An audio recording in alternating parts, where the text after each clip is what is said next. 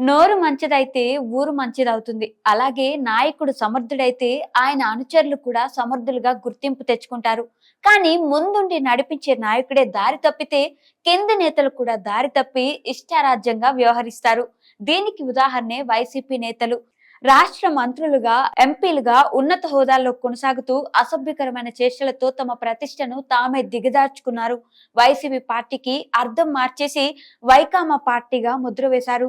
YCP పార్టీలో గలీజ్ గాళ్ళు అనే ముద్ర వేసుకున్న ఓ నలుగురు ప్రజల చేత చీ కొట్టించుకుంటున్నారు.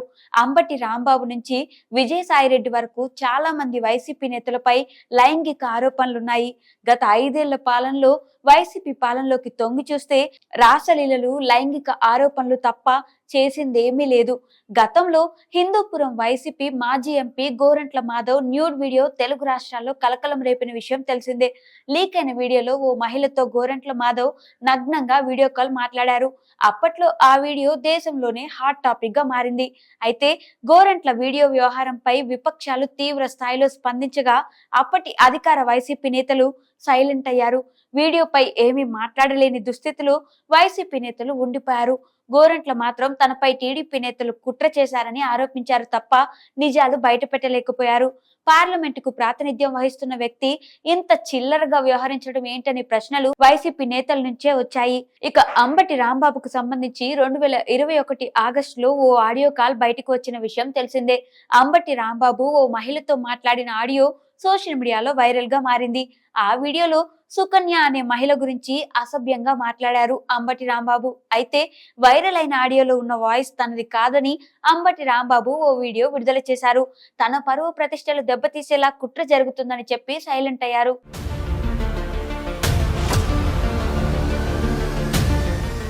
ఇక వైసీపీలో కీలక నేతగా, కాపు సామాజిక వర్గానికి చెందిన నాయకుడిగా, మంత్రిగా ఉన్న అవంతి శ్రీనివాసరావుపై అనేక ఆరోపణలు వచ్చాయి.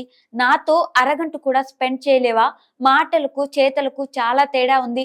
చెప్పిన మాట విను అంటూ మహిళను అవంతి బతిమాలుతున్నట్టుగా ఓ ఆడియో రచ్చరేపిన విషయం తెలిసిందే. అయితే అవంతి శ్రీనివాస్, అంబటి రాంబాబు, గోరంట్ల మాధవ్ విషయంలోనూ వైసీపీ పార్టీ ఎలాంటి చర్యలు తీసుకోలేదు. పైగా అంబటి రాంబాబుకు మంత్రిగా ప్రమోషన్ వచ్చింది. తాజాగా ఎంపీ విజయసాయిరెడ్డికి ఓ మహిళతో సంబంధం ఉందనే వార్త తెలుగు రాష్ట్రాల్లో సంచలనంగా మారిన విషయం తెలిసిందే. ఏపీలోని ఎన్టీఆర్ జిల్లా దేవాదాయ శాఖ అసిస్టెంట్ కమిషనర్ కె శాంతిపై ఆమె భర్త మదన్ మోహన్ సంచలన ఫిర్యాదు చేశారు. తాను విదేశాల్లో ఉండగా తన భార్య గర్భం దాల్చిందని దేవాదాయ శాఖ కమిషనర్ కు ఇచ్చిన ఫిర్యాదులో ఇచ్చాడు.